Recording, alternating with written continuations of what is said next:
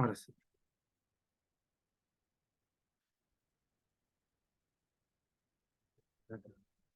Bueno, esta es la parte número 3. No sé si pudieron ver el video de la clase anterior, ¿ya? Y también el documento de la semana. Hablábamos de muchas cosas. El documento de la semana anterior hablaba un poco más de las comunidades judías que existían en aquel tiempo. La resistencia macabea en un sentido militar, ya armado, un movimiento armado. Y por otra parte teníamos los hasidim, que eran una resistencia más religiosa. Y con todo el contexto político, problemas sociales, problemas con el monoteísmo judío, como las civilizaciones en aquel entonces, ¿cierto? Grandes potencias iban afectando lo que era la religión hebrea. Y por eso salieron estas resistencias. Bueno, ahora, esta semana yo les mandé un texto sobre Daniel Boyarín, que habla sobre el Mesías sufriente en algunos Talmud de judíos, ¿ya? Haciendo referencia que no es tan solamente una interpretación cristiana, lo de el Mesías sufriente, ¿ya? Sino que también estaba dentro del judaísmo, aunque no era algo oficial.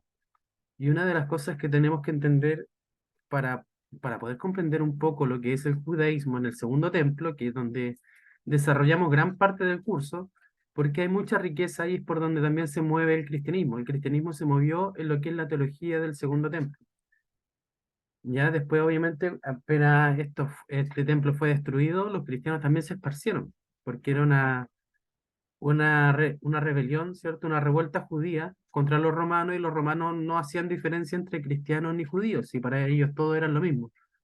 Por eso en el edicto que sale en el libro de los Hechos, cuando a los judíos no se les permitía estar en Roma, les daban casa a judíos y a cristianos, porque los cristianos eran una minoría, para ellos eran una secta judía, seguían siendo judíos. El término cristiano se separa un poco del judaísmo cuando, y muy posteriormente, ya segundo siglo, mucho más allá, cuando hay una pelea interna entre judíos y ya este cristianismo que entran griegos, romanos, persas, hay de todo, ¿ya? Dentro de las comunidades, no tan solo era judía. De hecho, el problema que tenía Pablo con Pedro respecto a esto. Pedro, en el libro de Gálatas, vemos esta pelea entre Pablo y Pedro, donde Pedro quería judaizar, ¿cierto?, a los de Galacia, pero Pablo se oponía.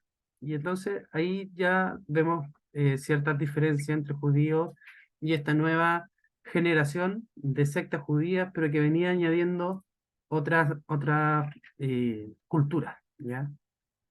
Entonces nos quedamos en esto. Vamos a avanzar. Ahora me gustaría hacerle una introducción a los textos de Qumran, ¿ya? Y usted me preguntará, ¿qué es esto? No sé si ya lo ha visto, lo conoce, lo ha escuchado. Alguno a lo mejor va a ser algo nuevo. Qumran es una región de Israel, cerca del Mar Muerto, y esta es una comunidad, ¿ya? Mayoritariamente esenia. Cuando nosotros veíamos las semanas anteriores a los esenios, que era un grupo, ya, de personas que eran antitemplos, veían que el templo de Israel, de Jerusalén, estaba contaminado, lleno de corrupción, y ellos se fueron al desierto a purificarse y a esperar al Mesías. Ya esa era la comunidad de Seni, y que se ubicaba acá, se hizo una comunidad en Qumran. Entonces, ¿qué ocurre?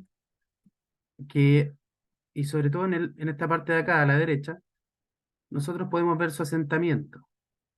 Arqueológicamente, hay muchos eruditos que investigan ya sea este movimiento esenio, donde habían zonas bautismales ya de purificación, mayoritariamente escribían, copiaban textos, y por eso se habla de la literatura de Qumran, ¿ya? En estas cuevas, ya que nosotros podemos ver acá atrás, cuenta la leyenda que iba un niño eh, que cuidaba ciertos animales, dos personas, ya no le digamos niños, y aburrido tiraba piedras adentro de estas cuevas hasta que escuchó que algo sonó, algo se quebró. Y esta persona subió, obviamente, y llevó estos papiros donde una persona importante, ya sea del templo, y se dieron cuenta que eran textos de muy alto valor. Y ahí lo persiguieron a ver dónde estaban. Y hasta el día de hoy, esto fue alrededor de 1947, donde había mucho, bueno, aquí los británicos también robaban muchas cosas arqueológicas. Ya estaba en la búsqueda de muchas de estas cosas, sobre todo textos de esta magnitud. Estamos hablando de 200 antes de Cristo, 300 antes de Cristo. Una comunidad que fue saqueada por los griegos, por los romanos, y ¿qué fue lo que hicieron ellos? Escondían sus textos en estas cuevas, ¿ya? Mi idea es hacer solamente una introducción porque de aquí donde nosotros sacamos literatura también cristológica, ¿ya? Y la vamos a entender como cristológica ya posteriormente. Pero inicialmente, de estas comunidades o de estos asentamientos es donde sale mucha literatura, mucha, bastante, 5.000, más de 5.000 papiros y fragmentos que también se los tengo, eso los voy a mostrar, los tengo acá al último. Por ejemplo, cuando usted se lo quiere buscar o quiere buscar un fragmento, dentro de los textos que yo tengo varios escritos. Por ejemplo, uno de ellos es el papiro 4Q540, ya que va a hablar sobre el apócrifo de Leví. Y aquí sale en qué cueva está, qué tipo de texto es, qué idioma, en qué periodo, estamos hablando del periodo Hasmoneo, ¿ya? Que eran los que quedaron, provenían de la familia Macabea, ¿cierto? ¿Qué material es? Un pergamino. Y estos textos se encontraron en Qumran, ya fragmentos. Aquí se encontraron textos como Isaías, textos también apócrifos, textos, una infinidad de textos. Al principio, y hasta hace muy poco, se pensaba que solamente eran textos esenios, pero han encontrado una cantidad tan grande de textos y de todo tipo que no se cree que eran simplemente asentamientos esenios, sino que estas cuevas también eran pequeñas bibliotecas, ¿ya? Porque se encontraron de todo tipo de lecturas, no tan solamente profetas del Antiguo Testamento, ni nada, tampoco se generalizaba en eso. Acá tenemos otro papiro, no sé si puse, no, fueron solamente dos como que puse como ejemplo, ¿ya?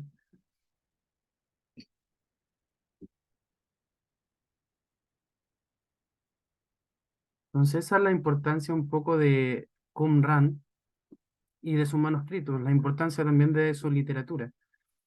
Y aquí donde muchos se preguntan, bueno, ¿qué tanto ha manipulado el hombre estos papiros, estos textos? Y bueno, una de las cosas que normalmente se dicen, que Isaías y gran parte de los profetas son los mismos que tenemos hoy con los que se encontraron de hace 300 años antes de Cristo, antes de 200 años antes de Cristo. Entonces, esa es la importancia del hallazgo de Qumran, que hasta el día de hoy siguen encontrando papiros, ¿ya?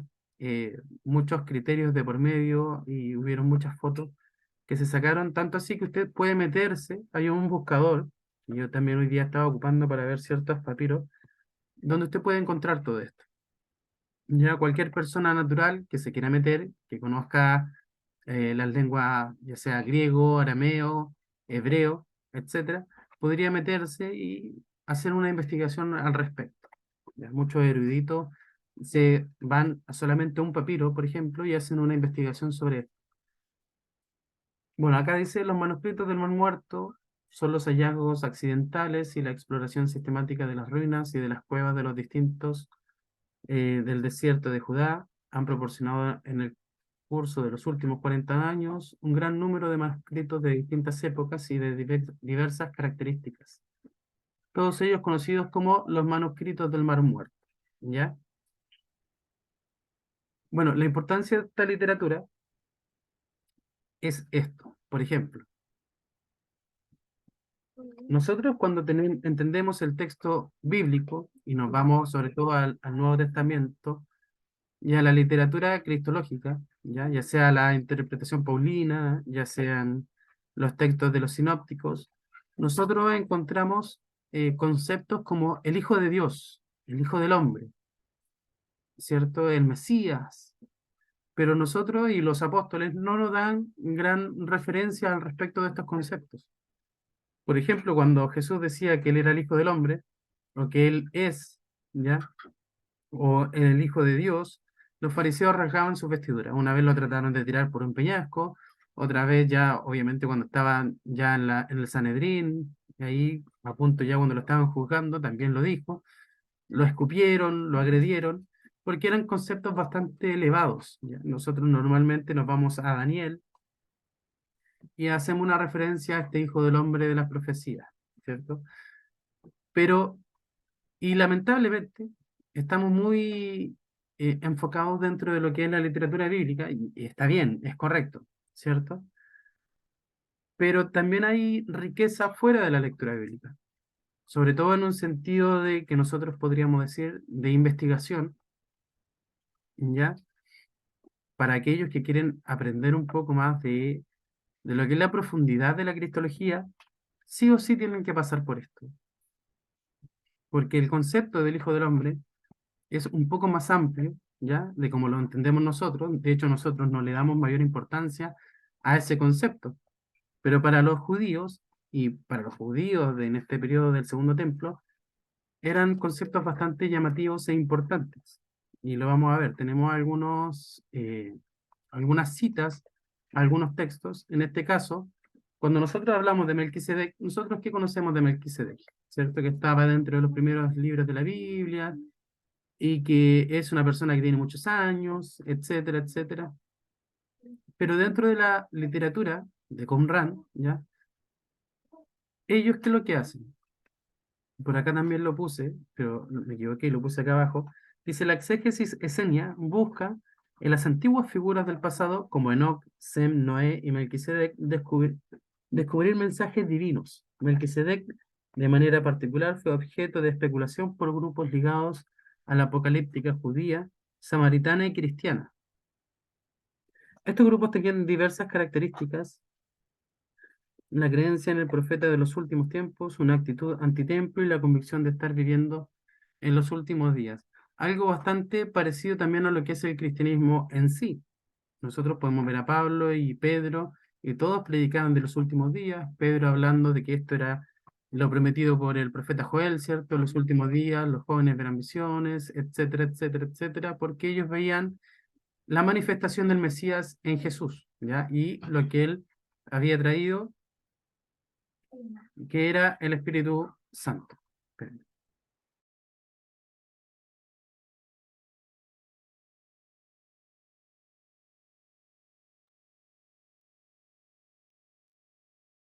Ahora sí. Entonces, parte de lo que es la literatura del periodo del Segundo Templo, incluso de la literatura apócrifa, es el entendimiento de emisarios, ¿ya? Emisarios divinos. Uno de estos, claramente, es Melquisedec. También le dan bastante influencia o relevancia a lo que son los ángeles, que son una especie de vigilantes, ¿ya? Y que nosotros incluso lo podemos ver en el Antiguo Testamento, que son personas que están ahí a cargo de lo que Dios quiere hacer, envía, nosotros cristianamente los vemos como mensajeros, ¿cierto? Están ya sea para traer una catástrofe, para traer un mensaje directamente de Dios al pueblo, y son gran parte de la literatura, sobre todo en Enoch, ¿ya?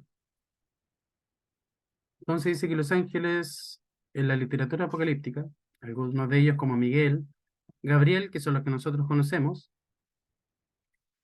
pero también aquí, no sé si lo están, está Uriel, Rafael, que no, para nosotros, no sé si usted lo conocerá, pero solamente lo encontramos en los libros apócrifos. Ya le dan mayor énfasis a estos personajes que provienen de Dios, ¿ya?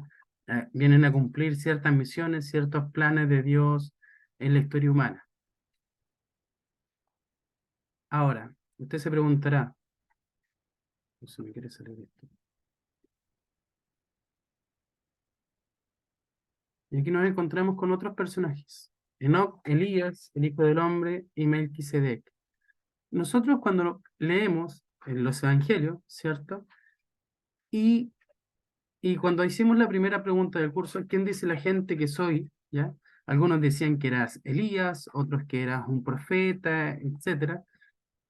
Elías, Enoc, tanto Moisés también, son personajes que los judíos del segundo templo conocían, ¿ya? Y esperaban que ellos volvieran en cierta forma.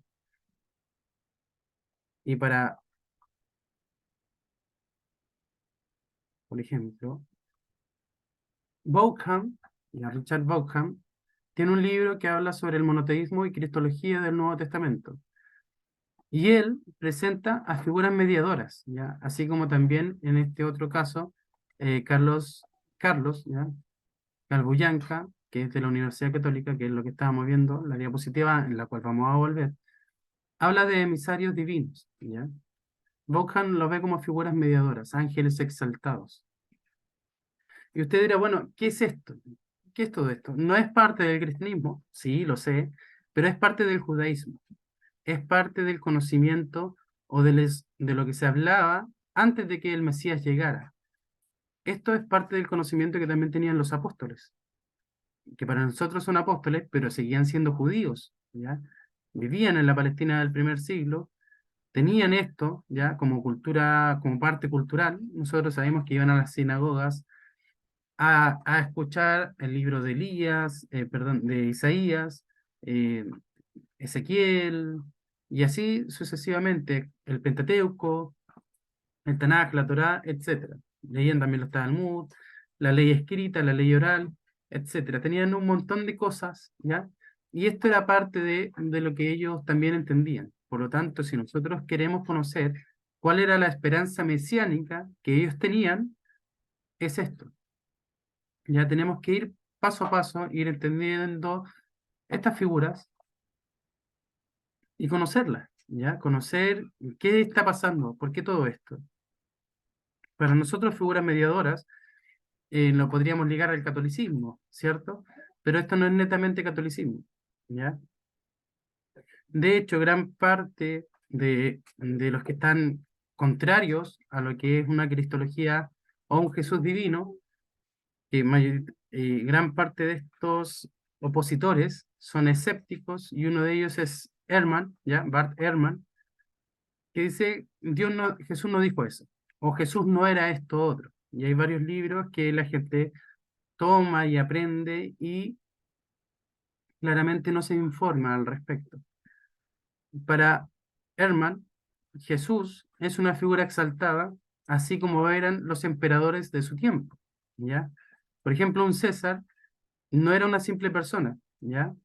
Y cuando hablamos de evangelio, también es un concepto romano de evangelio, evangelion, ¿cierto? Que hace referencia a lo que incluso pasa en Roma cuando hay un nuevo emperador. También se cuentan unas buenas noticias, ¿cierto? Evangelio, respecto a este nuevo ser semidios, ¿ya? Que está naciendo. Y muchos de los César, de los emperadores, tenían este concepto, ¿ya? Eran especies de semidioses, figuras exaltadas. Por lo tanto, cuando nosotros vemos y decimos, mira, ¿sabes qué? No es que el cristianismo se haya helenizado en las finales del primer siglo, que es cuando ya llega gran parte de los griegos y romanos y muchas culturas a las comunidades cristianas, sino que esto ya es parte de una cosmovisión judía antigua, ¿ya? Si bien es cierto, no todos pensaban lo mismo, y eso hay que dejarlo muy claro, el judaísmo es bastante polisémico, y estas cosas ya estaban dentro de su cosmovisión. Los judíos creían que Enoc, en el caso de la diapositiva pasada, incluso también aquí Bauckham lo pone, ¿ya? Moisés, habían ángeles, también estaba Enoc como figura exaltada hacia el cielo, que eran figuras como mediadoras, ¿cierto? Que estaban ahí ayudando y lo que vendría siendo el mensaje de Dios y el hombre, eran como figuras que estaban ahí entre medio, que nos ayudan a después entender a un Jesús tan exaltado como nosotros lo entendemos, ¿cierto? Y como también en los concilios se demuestra aún más. Ahora, estas figuras mediadoras, nos vamos a volver acá, como en el caso de Enoch, y Elías, el Hijo del Hombre, y Melquisedec, eran personas que ya estaban dentro del imaginario hebreo. Ya eran parte de ellos, a lo mejor no de todos, pero sí de los esenios y de algunas comunidades más metidas en lo que es la espiritualidad y la búsqueda interna. Eran pequeños o personas como tipo emisario, ¿ya? Que tenían cierta autoridad. Ahora, cuando nosotros vemos figuras mesiánicas, podemos encontrarnos con esto. Un libertador escatológico, ¿ya? Un profeta escatológico, un maestro de justicia, que también se puede encontrar en el documento de Damasco, el Hijo del Hombre, que es lo que estábamos viendo, Melquisedec, y nosotros acá tenemos los papiros, ¿cierto?, donde se pueden encontrar. Y es bastante importante porque nosotros, ¿quién es Jesús para nosotros? Es el Hijo de Dios, ¿cierto? Pero no tan solo eso, es parte de la Trinidad. Y es un poco el problema que nosotros estábamos viendo al principio. Como judíos, ¿cierto? Del primer siglo, llegaron a entender a un Mesías como un ser divino, ¿ya? Igual al Padre. Porque Jesús se mostraba como el Hijo de Dios, ¿cierto? Y trataba a Dios como su Padre. Pero el cristiano, posteriormente, ve a Dios, ve a Jesús como también Dios, ¿cierto? Cuando nosotros nos vamos a los concilios de Calcedonia, al concilio de Nicea, vemos que a Jesús se le ha exaltado y que proviene de una misma sustancia del Padre, son igual en dignidad, etcétera, etcétera, un sinfín de elogios, ¿ya? Y se eleva esta figura de Jesús. Ya no es tan solo un hombre, sino que es Dios. Y usted se preguntará, dirá, bueno, ¿en qué momento los judíos creían que el Mesías podía ser Dios? Cuando ellos dentro del Shema, en Deuteronomio, dicen, no hay otro Dios, ¿cierto? Solamente hay un Dios, etcétera, etcétera. ¿En qué momento ellos ven que pueden existir dos dioses? Incluso dentro de la Trinidad vemos tres dioses, ¿cierto? En cierta forma. Yo sé que la Trinidad no se ve así, pero son tres personas en un solo Dios. Por eso una triunidad, ¿ya? El Padre, Hijo y el Espíritu Santo. ¿Cómo lo vemos? Bueno, dentro del judaísmo, ¿ya? Y acá en el documento de Damasco incluso, podemos encontrar un Mesías escatológico, ¿ya? Escatológico nos referimos que es, la escatología es un estudio de los últimos tiempos. O sea, si hablamos de un Mesías escatológico, hablamos un Mesías que proviene o que trae ya este fin de la humanidad y del mundo conocido. A eso nos referimos con un Mesías escatológico. Ahora, lo que decía sobre el maestro de justicia, el documento de Damasco y así otros papiros, como el profeta escatológico, da a entrever que el Mesías también podría ser un Mesías divino, ¿ya?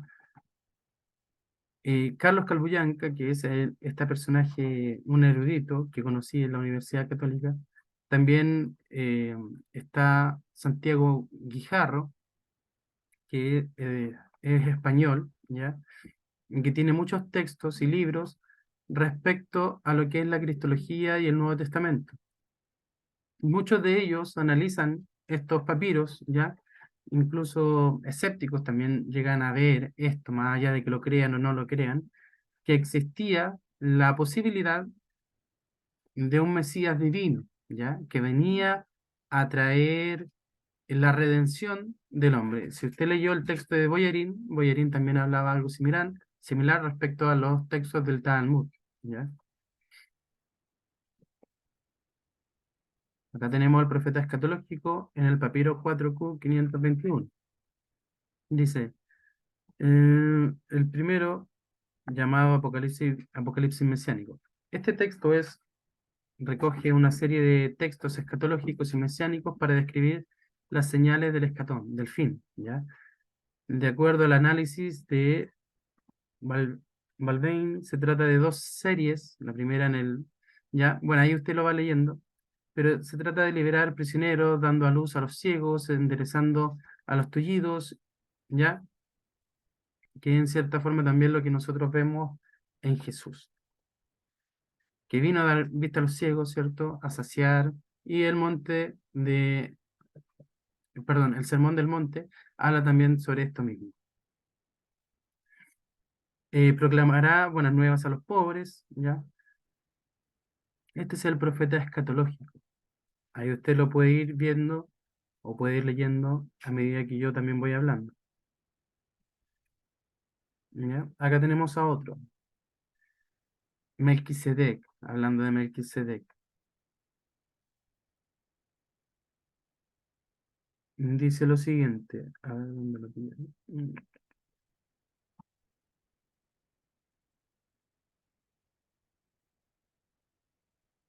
Dice, sorprendentemente está aplicado al maestro de justicia.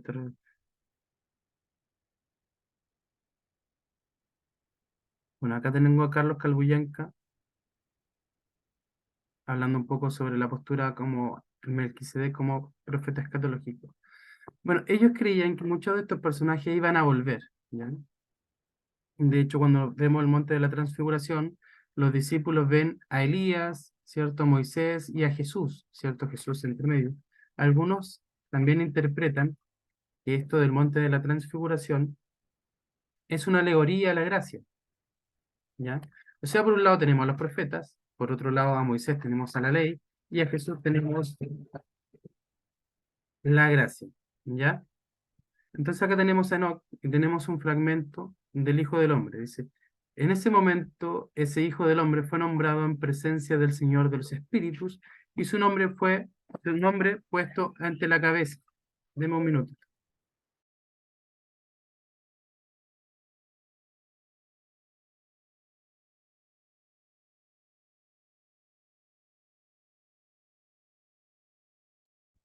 Y ahora sí.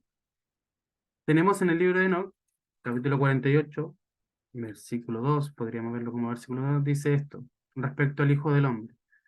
Y esto es lo que le decía yo, ¿ya? En la Biblia normalmente no tenemos una mayor amplitud de qué hará el Hijo del Hombre, quién es, qué es lo que hace, etcétera. Dice, en ese momento ese Hijo del Hombre fue nombrado en presencia del Señor de los Espíritus y su nombre fue puesto ante la cabeza de los días.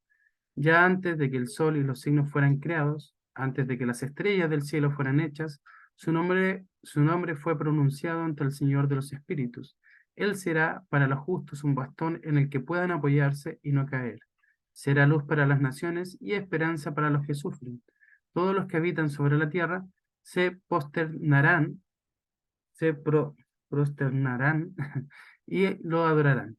Alabarán, bendecirán y celebrarán con canciones al Señor de los Espíritus. Por tal razón, Él ha sido elegido y reservado ante Él, desde antes de la creación del mundo y para siempre. Y acá tenemos a Juan 1:3, ¿ya? En el principio era el verbo, y el verbo era con Dios, y el verbo era Dios. Dice, este fue creado antes del mundo, etcétera. Como les digo, gran parte de la influencia, ¿cierto?, de lo que es los judíos, estaban puestos en esto, ¿ya?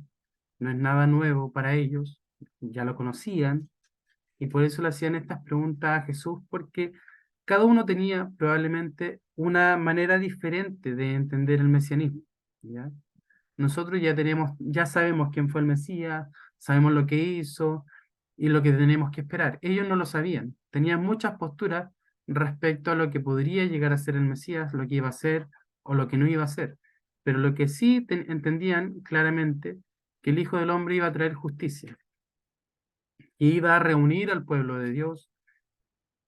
Acá dice otra, en el capítulo, bueno, hay otro capítulo, ya creo que es capítulo 50.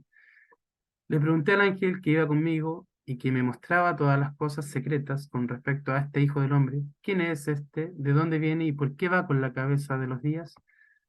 Me respondió y me dijo, este es el Hijo del Hombre, que posee la justicia y con quien vive la justicia, y que revelará todos los tesoros ocultos, porque el Señor de los Espíritus lo ha escogido y tiene como destino la mayor dignidad ante el Señor de los Espíritus, justamente y por siempre. Dice el 4. El Hijo del Hombre que has visto, levantará a los reyes y a los poderosos de sus lechos y a los fuertes de sus tronos. Desatará los frenos de los fuertes y les partirá los dientes a los pecadores. ¿Ya? Otros ejemplos más. Bueno, y aquí volvimos a la figura mediadora de Richard Bauckham. En cierta forma, el mesianismo del Segundo Templo y de las comunidades judías es bastante complejo porque es muy variado, ¿ya? Para algunos esenios era un profeta escatológico, ¿ya? Que iba a traer fin a una era y empezar una era totalmente diferente.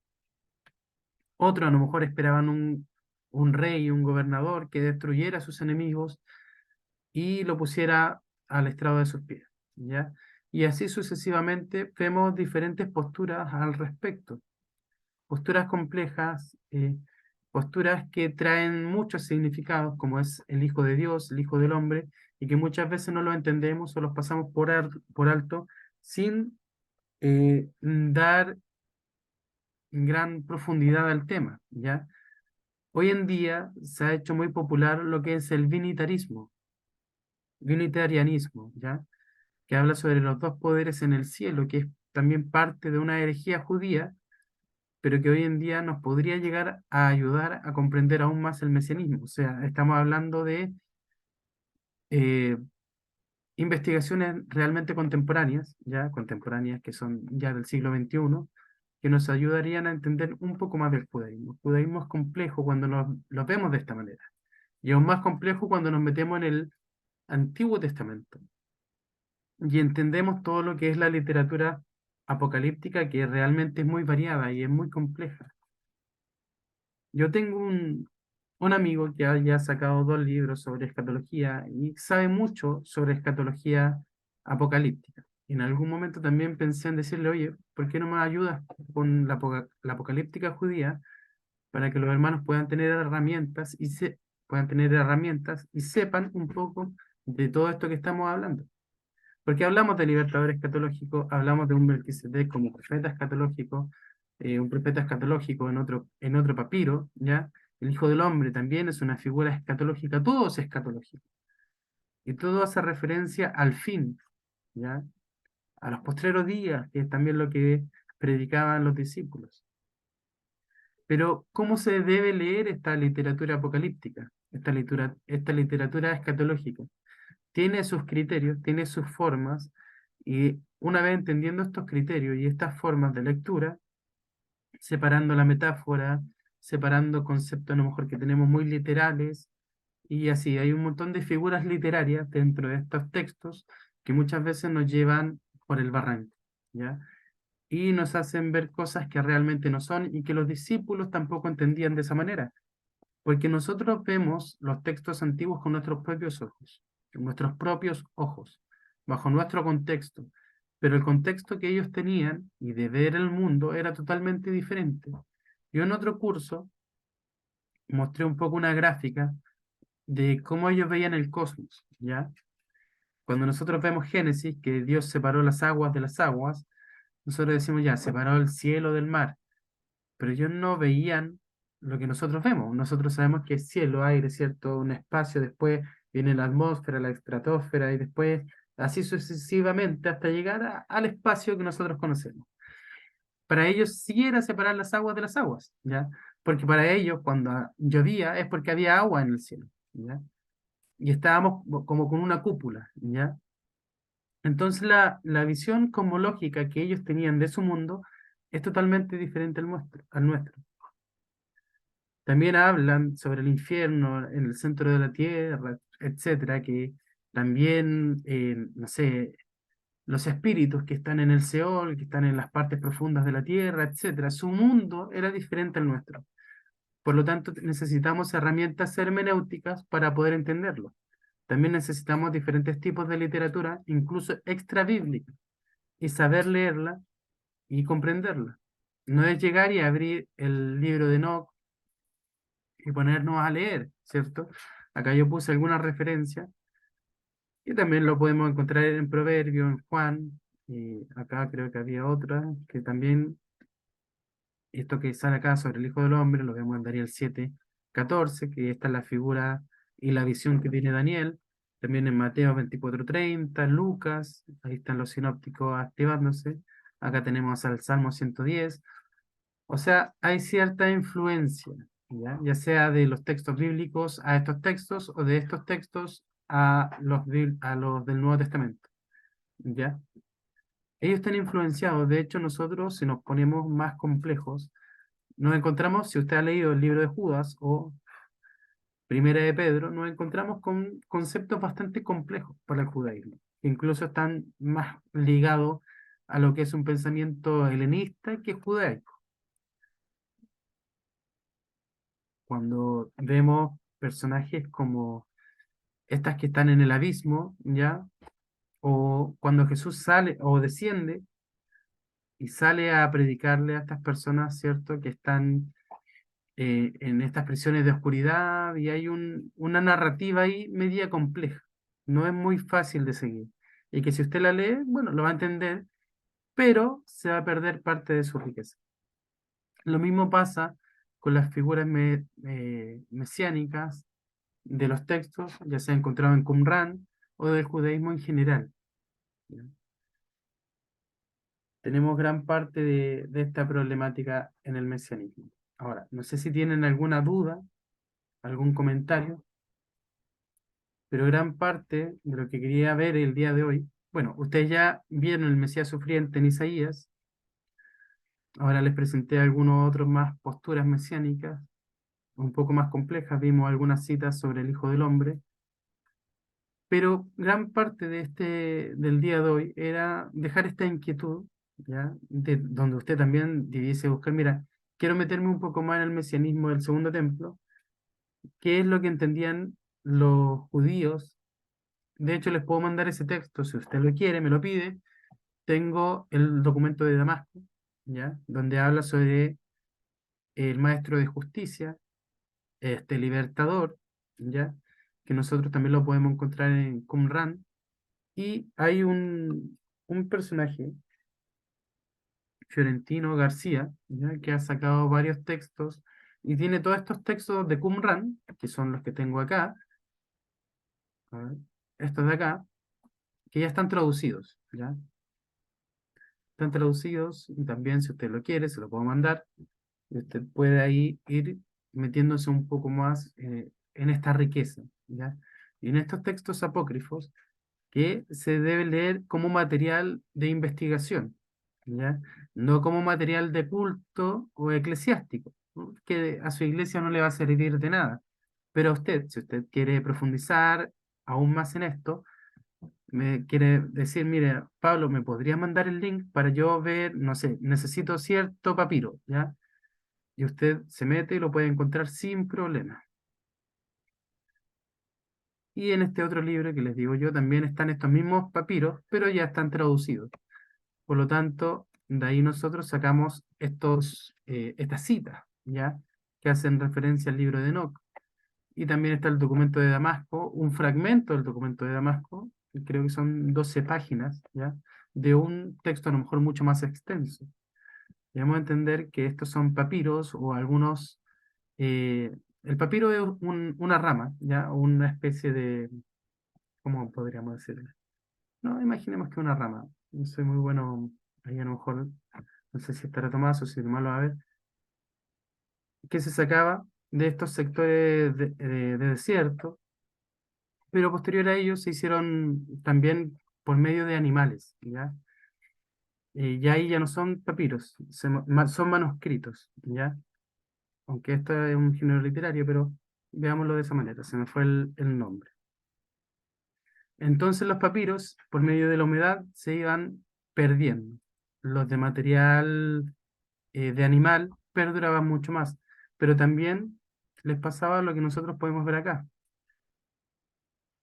La tela, el cuero, o sea, también se va desgastando. Estamos hablando de textos bueno, si fueron de 200 antes de Cristo, estamos hablando de más de 2000 años, ya que estuvieron ahí en una cueva. Lo bueno que el desierto ayudó a mantenerlos. Que si hubiese sido, no sé, en el sur de Chile, esto hubiese durado un par de meses, ya y después se hubiese destruido por las lluvias torrenciales y toda la humedad que ahí existe. pero por la gracia divina nosotros podemos encontrar textos y bastante riqueza en estas cuevas y que están al alcance de todos.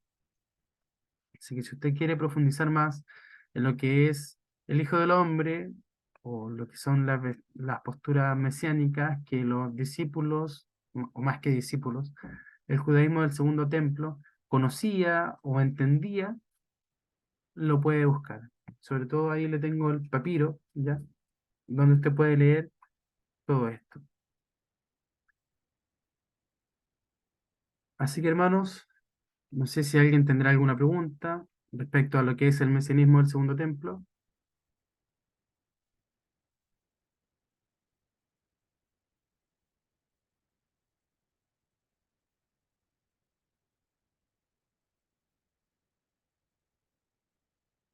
Algo respecto también a lo que es la lectura, si pudieron leer la lectura, si no la pudieron leer, qué piensan, qué no piensan, etcétera.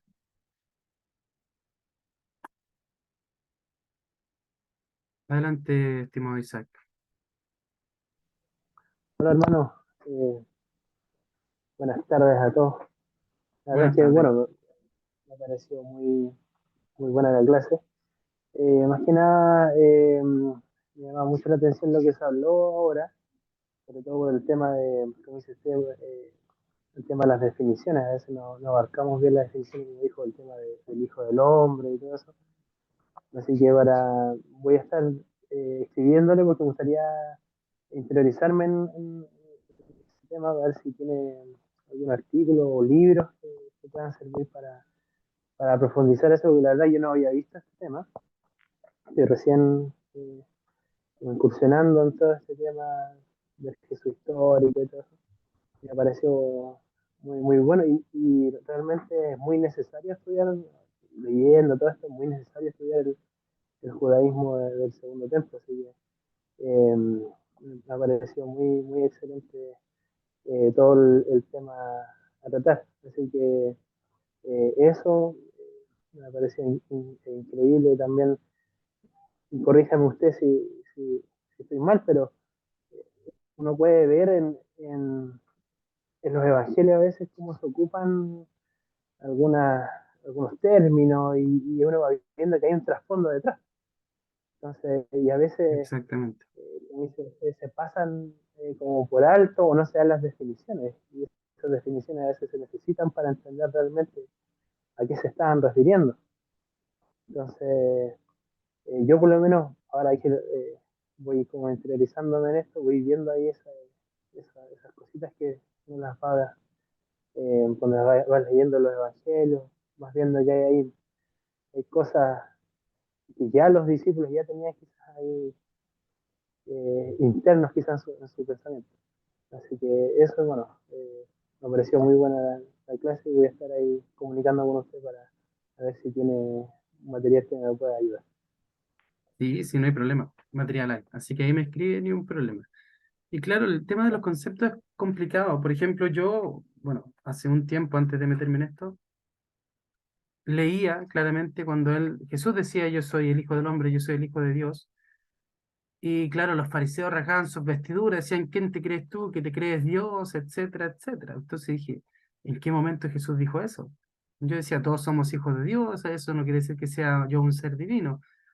Pero la diferencia entre el concepto y la connotación también que se entendía en ese tiempo marca muchas diferencias. Por ejemplo, nosotros sabemos que el Hijo del Hombre no es solamente, como se define en algunos casos, que es simplemente un hombre natural como nosotros lo conocemos, sino que también en el caso de este libro de Enoch, y que hay muchas otras citas que hablan sobre este Hijo del Hombre en los apócrifos, tenía un rol, ¿ya? Como también lo muestra en el libro de Daniel, capítulo 7 que este Hijo del Hombre iba a reinar, etcétera, pero que también tenía ciertas características, ¿ya?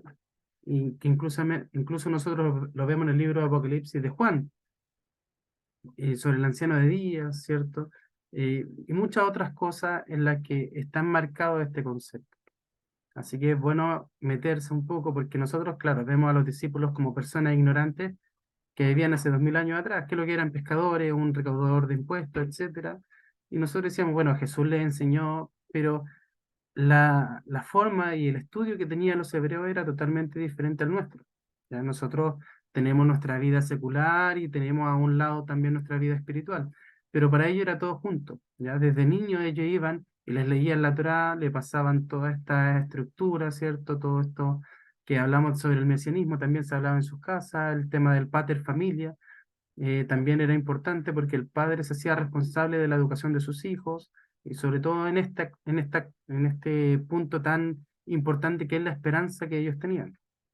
Así que no eran personas ignorantes, conocían muchas otras cosas más, solo que el texto o el Nuevo Testamento que nosotros tenemos fue escrito por ellos y para ellos, por lo tanto no era necesario que ellos estuvieran haciendo una especie de investigación en cada punto. Ya ahí creo que Lucas es uno de los que más describe ciertas fiestas. Otros las dicen, ¿no? Mira, estábamos en la fiesta de los tabernáculos y estuvimos haciendo esto. Y otro dice, mira, la fiesta de los tabernáculos es esto y esto y esto otro. ¿Ya? Porque claramente estaba escrito para otro tipo de audiencia. A lo mejor una audiencia ya venía de otras culturas, ¿ya? O incluso judíos de la diáspora que ya habían llegado. Entonces, esa es la complejidad que nosotros tenemos. La Biblia no fue escrita para nosotros, chilenos, nacidos en el siglo XXI. Por lo tanto, necesitamos traer cosas extra bíblicas, ¿ya? Y de esta cultura judía que proviene de diferentes lados, y sobre todo en el tema de Qumran, que hay tanta riqueza. Y ahí conocemos que habían personas viviendo en el desierto. De hecho, en el segundo siglo, los patriarcas, en la era patrística, nosotros nos encontramos que Jerónimo también vivía en el desierto. Y dice, bueno, algunos textos como, ¿cómo se llama este? Justo González, que había gente más viviendo en el desierto que en las ciudades, ¿ya? Por todo lo que significaban los impuestos y muchas otras cosas religiosas. Así que hay mucha riqueza. Y ve ahora sí, voy a parar de grabar.